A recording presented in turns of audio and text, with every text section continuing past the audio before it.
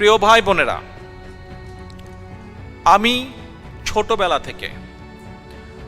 ছোটবেলা থেকে যেদিন থেকে আমি দেখেছি আমার পিতা শহীদ রাষ্ট্রপতি জিয়াউর রহমান এই দেশের মানুষের জন্য রাজনীতি করেন, যেদিন থেকে আমি উপলব্ধি করেছি যে আমার মা দেশনেত্রী খালেদা জিয়া এই দেশের মানুষের জন্য রাজনীতি করেন, এই দেশের মাটির জন্য রাজনীতি করেন, সেদিন থেকে তাদের মুখ থেকে একটি কথা শুনতে শুনতে সেই কথাটি আমি মনে প্রাণে অন্তরে বিশ্বাস করেছি এবং আজ পর্যন্ত সেটি বিশ্বাস করে এসেছি। কথাটি কি সেই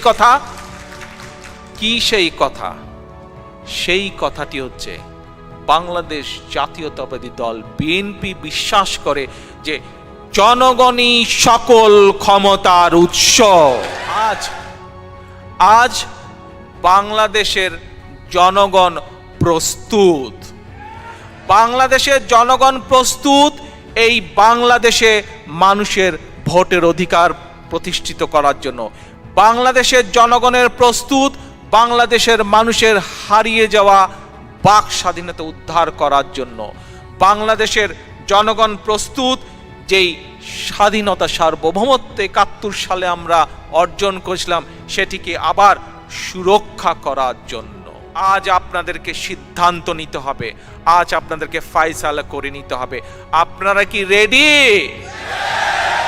আপনারা যদি রেডি হন তাহলে আপনাদের ভয় পাবার কোনো কারণ নাই।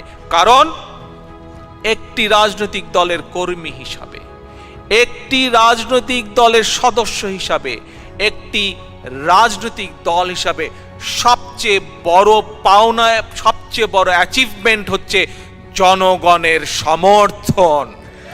এবং এই সমর্থন আজ বাংলাদেশ জাতীয়তাবাদী দলের সাথে আছে। এই সমর্থন আজ বাংলাদেশ জাতীয়তাবাদী দলের পাশে আছে। কাজেই নেতৃবৃন্দ, আজ সময় এসে গিয়েছে সামনে এগোনোর। আমি জানি যে আজ এই মুহূর্তে বাংলাদেশে আমার লক্ষ লক্ষ নেতাকর্মীর বিরুদ্ধে গায়েবী মামলা নতুন করে শুরু হয়েছে। আমি জানি আমার বাংলাদেশের লক্ষ লক্ষ বিএনপির নেতাকর্মীর বিরুদ্ধে আজও সেই ২০১৮ সালের গায়েবী মামলা চলছে।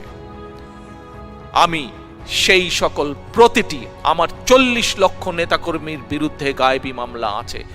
আমি প্রতিটি গায়েবী মামলা কাঁধে বহনকারী প্রতিটি নেতাকর্মীর প্রতি উদ্দেশ্য করে বলতে চাই যে অনেক হয়েছে।